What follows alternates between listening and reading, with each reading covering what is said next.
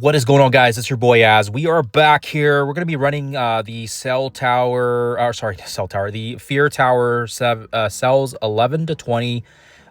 This is we worked together on it. My boy RAYGE and I. There was a couple teams that we mixed and matched up a bit, but yeah, lots of brainstorming, and of course as well, we finally figured it out, and he's actually got his gameplay already up. But I was a bit slower on the uptake because we had a busy day with dance and other extracurriculars. But yeah, these are the teams, and again, his teams are a little different from my own because everyone's roster is different, but we tried to keep it so that it is fairly more minimal investment. You'll notice here that these teams are we try not to gear tier 20 everybody, and of course as well we try not to bring everybody up to level 110. But of course as well, if you guys know my characters, usually I have a ton of T4s, and I usually just push everybody's T4s up just because we have we have a swimming surplus of it. So that's the only drawback for my side. But RAYGE, he doesn't T4 everything. So if you guys want to have a look at his footage, I'm going to attach it in the description as well for you guys. But yeah, we had very, very good lengthy discussions on the different team comps, and we did come up with some solutions that I feel like are reasonable. And again, the Fear Tower is not free to play friendly. It is a gear check. And for sure, it is an absolute ball buster. It's hard. It's difficult, right? There's no way around it. It's hard. And if you guys want the difficult content and you want to push through it, go for it, right? Keep in mind, if you do cells 1 to 10, you do get that 4-star unlock already. And then you basically need to get the next 9 cells from 11 to 19 to get that 1 extra star. So do you want to put up 4 different teams just to get 1 extra star? I'll leave that up to you guys. I had a video earlier already on this, and of course we talked about it, and we said, you know what, that 1 extra star may mean the difference for the arena meta. So we said, you know what, screw it, we're gonna push for it. And he ended up bringing all his teams up as well. So anyways, without further ado, let's quickly go over the teams very quickly. So as you guys can kind of see here, the first one, we run the Night Stalkers with Super Scroll and Quicksilver Symbiote. Most of the guys here are 105, as you can see. We've got G20s on Blade and Oath, and we've also got Super Scroll and Man Thing as tier 19. And our Symbiote Quicksilver is the only one that is level 110. So just keep that in mind. I'm going to run in here quickly just so you guys can see everybody's ISO 8s. And you can see that I have all the T4s as well here. And if you need to pause it, go for it. Next team, we use Immortal. Immortal was a Thunderstrike team that we had taken up, and hence why we are using them. Everybody's G20. They're all 105. So very, very heavy investment. But we'll get through the second section quite easy. Next, we go Insidious 6. Insidious 6 was another team we brought up because of the fact that they have the Blue Marvel traits to do the Dark Mansion for it. And we also use this team for Xavier as well. Next, once you break into that, we go into a Mystic team. A Mythic team. And we take advantage of the fact that we haven't used Odin or Mephisto. And then we also bring up Emma Frost because she's a clutch character here. Again, lots of G20s, but trying to be fairly responsible and keeping people at about 105. So again, I think just on the first few sections, the only level 110 character for the first 5 nodes basically is our Quicksilver. Then we switch into the next section here. That's going to be the first of the Cosmic. We save our Fantastic Four here, and we actually have 2 different variations. We can use Null, or you can also use Thanos Endgame. I'll have the gameplay of both those footages for you guys, so you guys can reference it. But again, Fantastic Four was the previous arena meta, so it only makes sense. I still haven't brought my Null up yet, just because we haven't needed to, so that's fine. And of course as well, everybody else is G20 because they were part of the Professor Xavier unlock. Then we get into the first restricted section with the Shadow Conclave / Omen, because these are the new Fear teams that people need to be building up. We have Shadow King here, G20. We have Thanos, again, G20. And then we do have some G19s with Executioner. Sylvie is the only one here that's level 100. And we also have High Evolutionary, also 105. So again, still so far just keeping it level 105s, no 110s yet other than our Symbiote. Then finally, we get into the next section with the Omen. Our second level 110 is our Surfer Breaker. And again, here I haven't, oh, you can't even see how many T4s I have. That's the Awakened part. So he's the only one that's level 110 on this section. There's a trick here with this one where you don't need to bring up your Cull. Just keep them low, and the other 4 can carry. You don't need to have a big one for that. It will save you some resources and some levels as well. Minerva and our Surfer Breaker are G20, and Ronin and our Ebony Maw is G19. Next, when we move into Phoenix Force, Professor X is our third level 110 character. And again, we have Phoenix Force here. If you don't have Phoenix Force, Professor X will still work just fine. But having Phoenix Force does make it quite smooth. And yep, everybody here is G20 for obvious reasons. And then we move into one of our minimal teams. We use our G19 Storm with the new mutants that we just brought up. And again, like I said, keeping everybody G19. Actually, I lied. Sunspot's G18, so that's fine. He's 100 as well. But yeah, I messed around with some mins and max, and I worked on this with Rage as well, and we were able to figure out that the hotspot was about 100 to 105 depending on your stars, but we both lacked the diamonds on our some of our new mutants, so hence why we had to bring them up a couple levels for the extra stat boost. And finally, shout out to Rage. He's the one that figured out this team. I tried different comps and just could not figure it out for the life of me, and he figured it out here, and we have our last and final character level 110. So in this entire run itself, I think we only have 4 characters that are level 110, which is fairly reasonable, I find. And of course, as well, we have Angel, Jubilee, and Old Man Logan, 105, G20 on the new characters. And Jubilee is the only G19 because I refuse to bring her up because she's an older character. But that is the 10 pieces there. There's some variations as well. I'll attach in the footage for you guys. But those are the 10 teams if you guys need to have a look at it. Like I said, you can stop it. You can stop it and you can have a look at their, the ISO weights and stuff and freeze the frame if you need to, but hopefully makes sense. Oh, here, Wolverine, now you can see how many T4s I have. So yeah, I have so much T4s. I always upgrade it. I always do it. I just don't really care. So that's just me. But anyways, that is it, guys. That's the roster. Let's quickly jump into the gameplay. Okay, so I won't go over the entire video with talking points, but I'll basically just kind of talk about the strategy here at the start. And again, yeah, nobody wants to hear a guy talking for 40 minutes, especially this clown. But anyways, you open up here with the special from Super Skrull, and then Blade's going to do his thing, and you want to make sure you can apply the blind on Morgan Le Fay. It's just going to make things a little easier here. Quicksilver symbiote should be accessible to everybody that's already on cell 11. If you're doing Omega and you've gone to cell 11, you're going to already have a 4-star unlock under your belt. So this is why we take advantage of him. And on top of that, he's going to be the arena meta. So it doesn't make any sense if you don't level him up now. It just doesn't. It's going to hurt you. It's going to hurt you. So make sure you guys bring him up here. And of course, as well, he shines really, really well here because of the fact that he can strip the revive once and he just does his thing here. So that's really all I want to say about it. The Night Stalkers is a good enough team here that can control. And it's going to help keep your mythics in check as well here. So it's going to give you guys a smooth sailing here and hopefully make sense.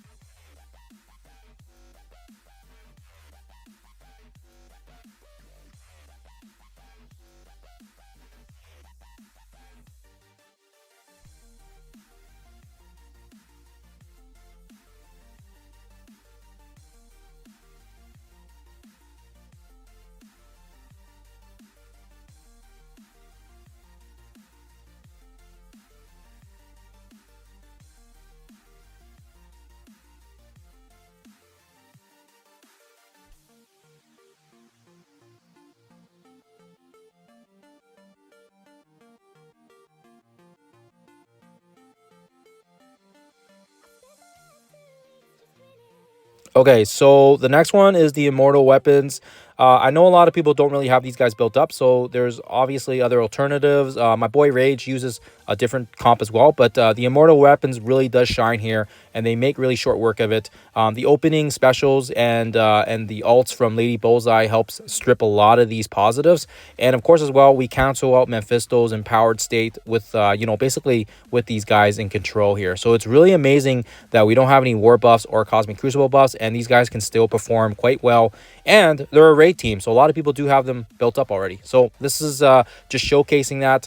Now if you don't have any use for Mephisto and you want to slot in Mephisto, I'll attach the other alternative footage as well here. But yeah, you guys will see here, we do make short work of it, and it's quite easy because like I said, this team is just built to counter these guys. And of course as well, like I said, you're going to be able to get some good value here. You want to focus basically on the cluster in the center here, and then once you control Omega Red and Dark Star, you can focus on Mephisto and get rid of him as well here. But watch this, Steel Serpent here really shines. Throwing the special right here, he's going to be able to kind of basically strip all the positives from this point on.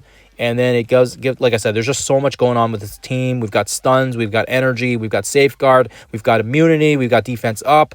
It's an amazing team. Yeah, so hopefully it makes sense, and hopefully you guys enjoy the footage here.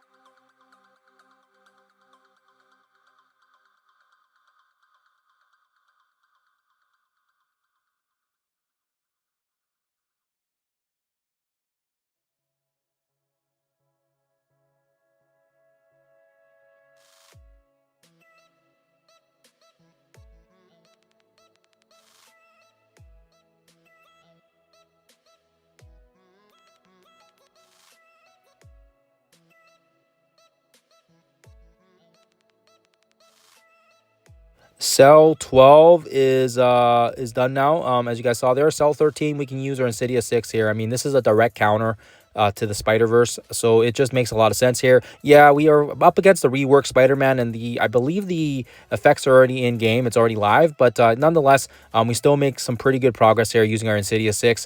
Previous Raid team, previous Professor Xavier team, previous Blue Marvel team, people have these guys built up.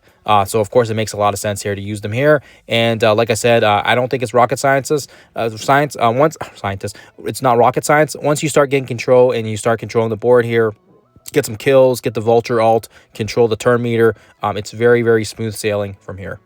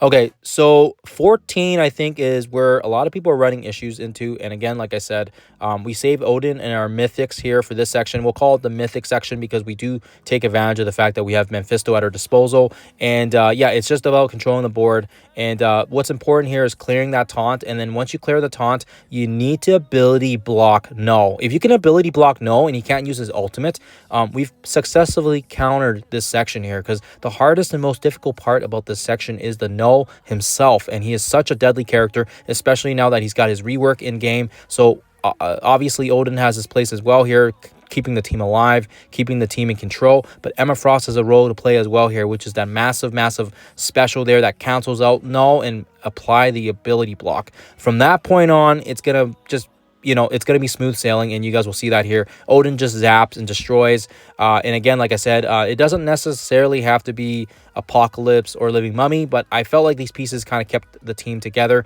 and it does help with the overall playthrough of it as well here.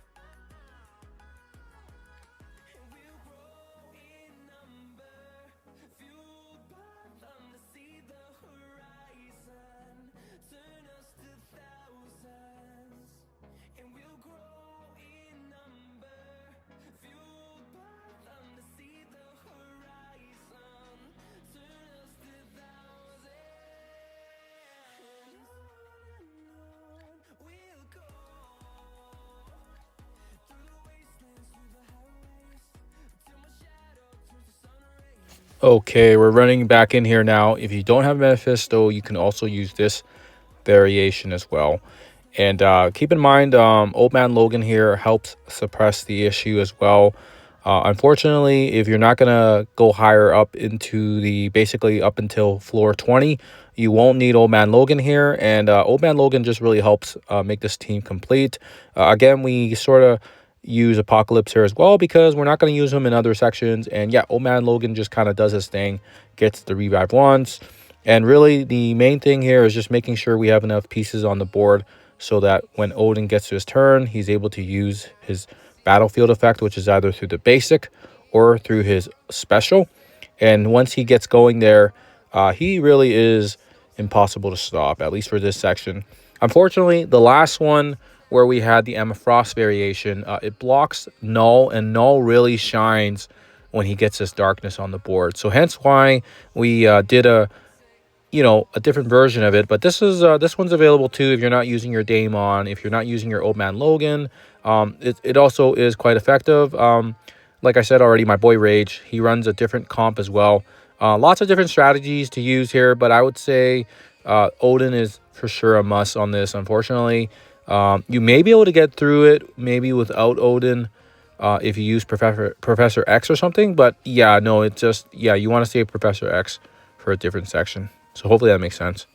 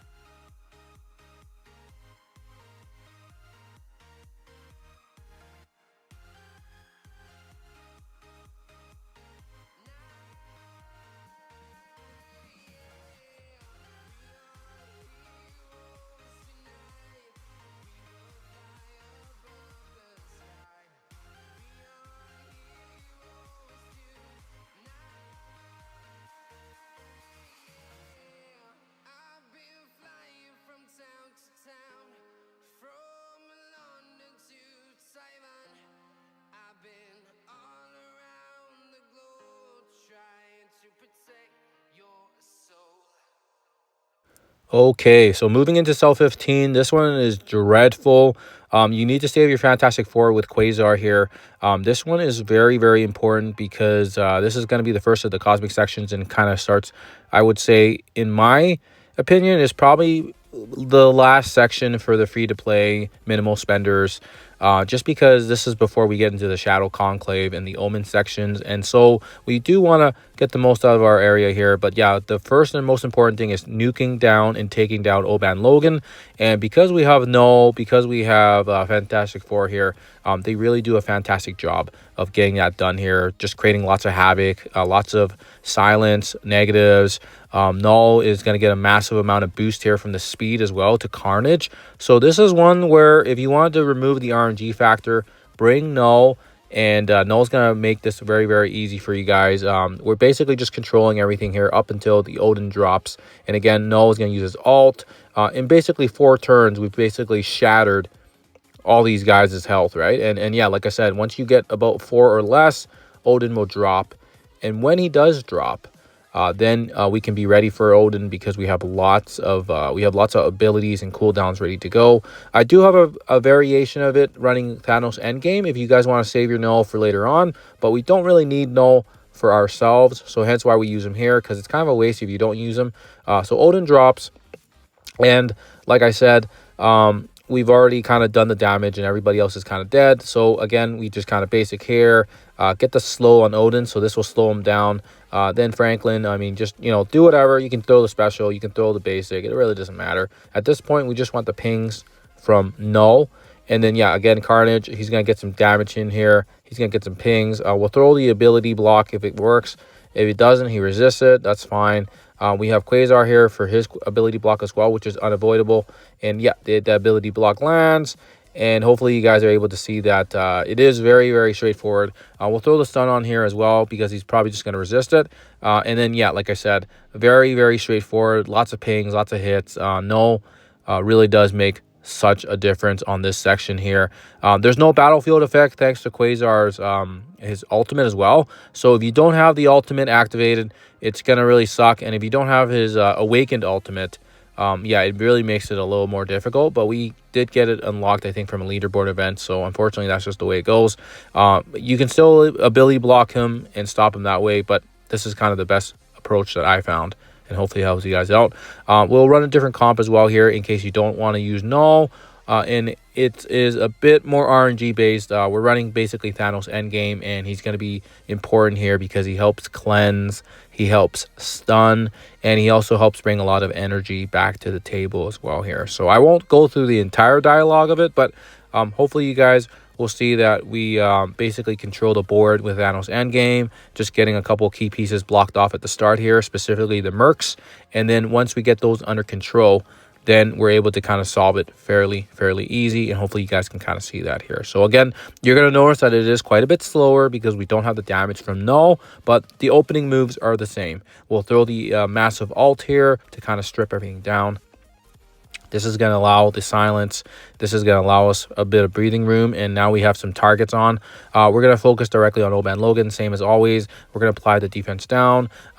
Miss Invisible Woman will do her thing as well here. This is going to just shatter and do so much damage. Oban Logan should just get pinged off and killed here. If he doesn't, that's okay. We have Thanos Endgame as well here. He's going to be able to allow us to get the exposed. So when he gets exposed, anytime that target gets hit with exposed, he also gets energy back. So again, there he's going to do a stun here. That's going to clean a little bit of change for us as well. What I like to do here is I like to stun Panda Pool if it works, and if it doesn't work, you can always reset it. But yeah, unfortunately, yeah, you want to make sure that he does have the silence so that he doesn't get those buffs. If he doesn't have the silence, it really makes it a lot difficult. So again, this one did not work out for us, so that is okay. We'll run it again here. Like I said, this one is a bit more RNG based, and it is going to take probably a little bit of timing, a little bit of luck, but hopefully you guys can kind of see that it's important that you land those specific cooldowns and the ults and the stuns at the right time, so that we can kind of control the board here. So we probably would have been okay, but you know what, we reset it. And then again here, like I said, we can throw the ult here. This is going to apply with the defense down. This is going to get a lot of damage for us. And then, yeah, again, just get some pings here on Oban Logan as well. The special should hopefully kill him off or get close to his death. So thanks to Quasar's double tap there. And again, we'll throw the stun. You can get Dakin, you can get Panapool. We're going after Dakin here just because I think the resistance on him is a bit lower, and that's fine. And then, yeah, we have Thanos Endgame here. Again, coming in clutch here. He should be able to use his cleanse as well, so that hence why we have him beside Reed. So if he gets damage low enough, this should help us get rid of some of the safeguard. And yeah, from that point on, like I said, it's all just about controlling the board a little bit. And yeah, Reed, you can throw the special here or the ultimate. I like to do the special so we get some death proof back to the group. So this, I find, helps a lot, especially with how hard these guys hit. But yeah, hopefully you guys can see here, the team is a lot slower than if we had null. Just a lot more damage going across the board here. And like I said, you want to just take your time with it, get a couple of these kills here, and really it'll just take a bit of timing for when that Odin drops. But yeah, you want to also make sure they're not killing you off here as well. So you want to save abilities. But yeah, as we hit that exposed target, we get a ton of energy back. So this is why it's so good to have Thanos Endgame here, especially if you guys aren't using him. We'll throw the ultimate here. This is going to help cleanse, apply some negatives as well, kill off some people. And yeah, Thanos Endgame is really, really good here for this specific section. And hopefully you guys can see that there. Yeah, other than that, I think I'm going to cut the footage, or not to cut the footage, I'll cut the commentary here, because I hope you guys can kind of see that now that we controlled it. Odin's going to drop, and when he does drop, we're going to do the same thing we've done already. We're going to do the ability block, and then we're going to take Odin down.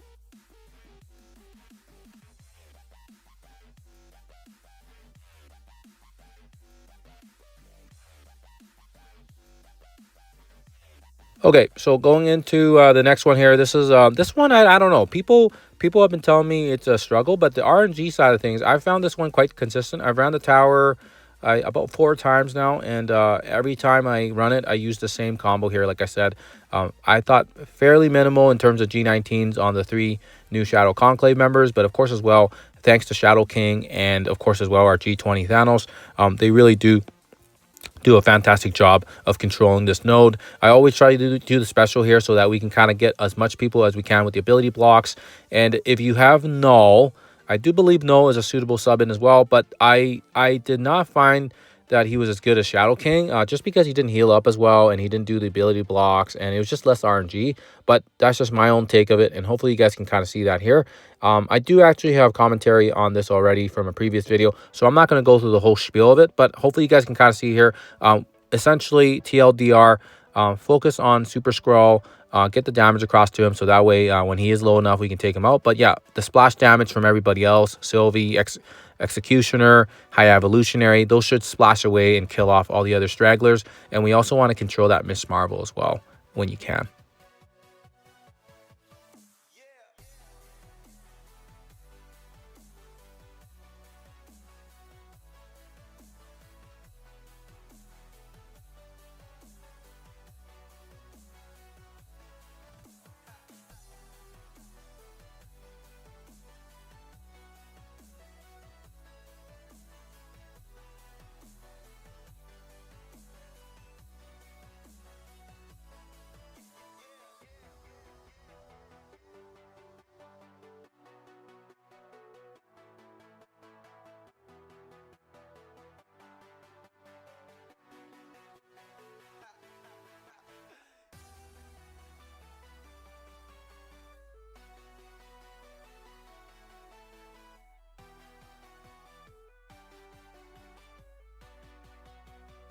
Okay, heading into the next one here. We already have commentary on this video as well, and I'll link it in the playlist in the description for you guys.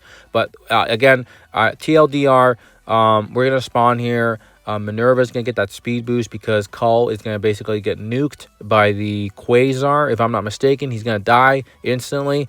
This will allow Minerva to use her ultimate because she gets the speed bar on the kill, and then this will allow us to cleanse all the safeguard, all the positives, and from that point on, we can control the narrative. Yes, we're going to have a couple of hits here, but our Surfer Breaker does do a massive ability block on the left flank, basically blocking the left cluster here, like 6 characters in total. By blocking those 6, we only have to worry about Nova, an Ancient one, and then from that point on, it's very smooth. And like I said, I've already done the commentary. I don't need to double dip here, but hopefully you guys can kind of see how smooth this is, despite the fact that we are basically running a 4-piece Omen team.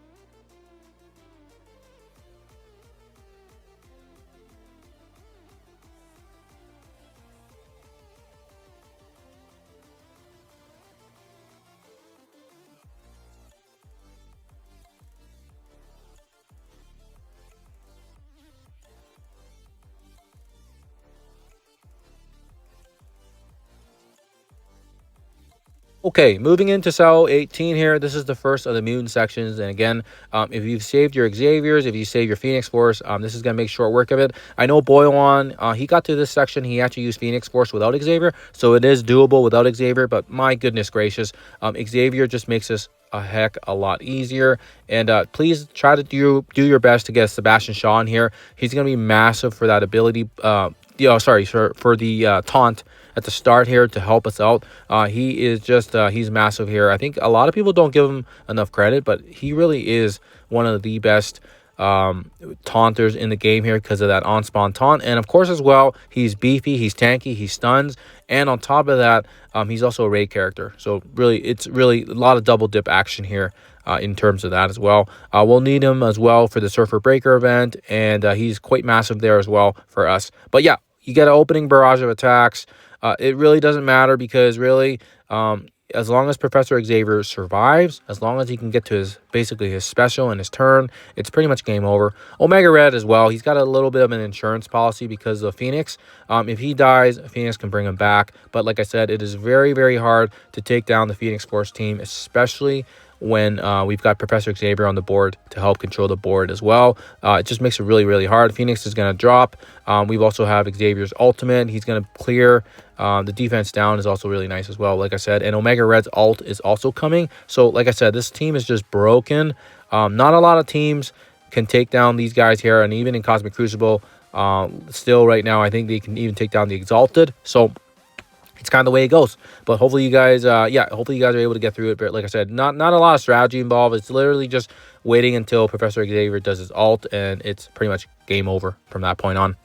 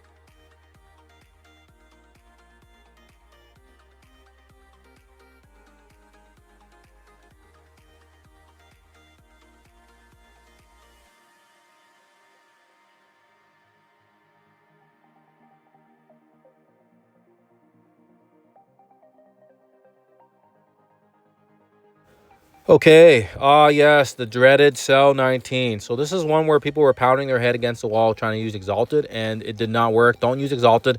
Level up the minimums for your new moons. We all have G19s. I think our Sunspot's level 100, so everybody's 105 and everybody else is G19, but no tier 20s or anything like that. No level 110s. We can get it done here. I did watch Boyan use a similar team as well. I think he used Storm as well. Yeah, it just this team is just broken. They don't even take a turn. Try to focus your damage on Reed and Living Mummy. Those are kind of the big massive tanks here, so focusing that is key. Also try to use the ultimate as well here. The ultimate will help basically clear the revive once, but I've already done the commentary on this on a different video, so I'm not going to go through the whole thing. But basically, yeah, control the narrative, control the board, get all the negatives, throw the stuns on the appropriate characters, ability block Franklin if you can. If he's not ability blocked, ability block Sue instead. It all depends on what lands and what sticks, but other than that, fairly straightforward. When Storm gets the full charges, she unleashes her ult and everyone is dead.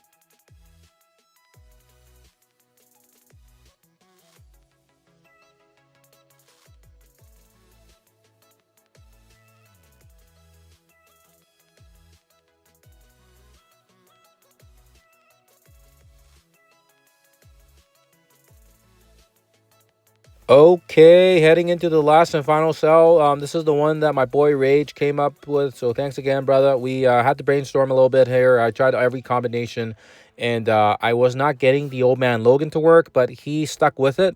And I did not realize just how much of an impact he would have. So hence why we had to run it again here. I used old man Logan in a previous run, and then I realized, holy crap, I need to go backwards and I need to bring him back. So hence why we brought him up. So you want to basically just surround the initial barrage, and then once it gets to the old man Logan's turn, throw the stun on there. He's going to get all the negatives across. He's going to start doing his thing. And really, from that point on, it really is very, very straightforward. Just a couple of talking points here regarding Professor X. Try not to use your ult. If you use your ult, he's not going to be able to get all the bleeds and stuff to stick. He's going to clear everything, and then he's going to be impossible to kill. So basically, when you're focusing on him and you're trying your best here. So right now, we're going to throw the ult here because he doesn't really have much going on anyways. But throwing the ult here basically clears all the negatives. It's just his passive, right? He's going to clear everything there. So that makes it impossible for him to kill.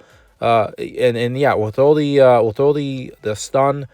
You want to stun Omega Red, you want to stun Magneto when you can, but like I said, try to get as much negatives on Professor X without using your ultimates.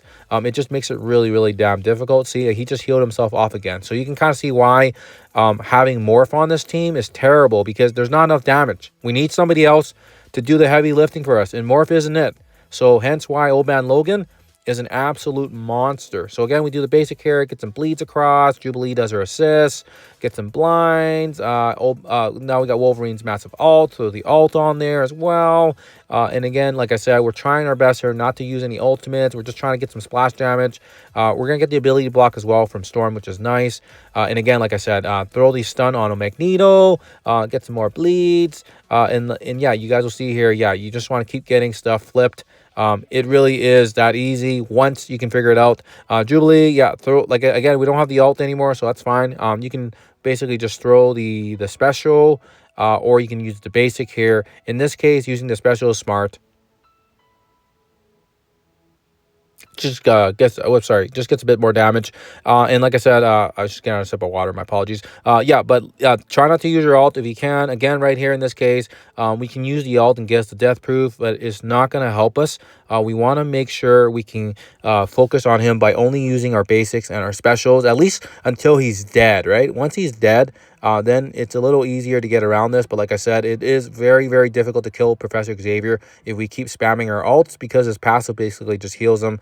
So like I said already, try your best not to use the ultimate, at least until we get a good amount of damage to him. And then basically when he takes his turn and he bleeds out, see right here, we can throw our ult right now, but we're not going to. And again, we just get some bleeds, get some assists, get a couple ping there from Storm as well, thanks to her passive. And yeah, you can kind of see here now, Xavier slowly starting to get trickling down on his health here. And that's pretty much it. Once we take care of Xavier, it's a smooth sail.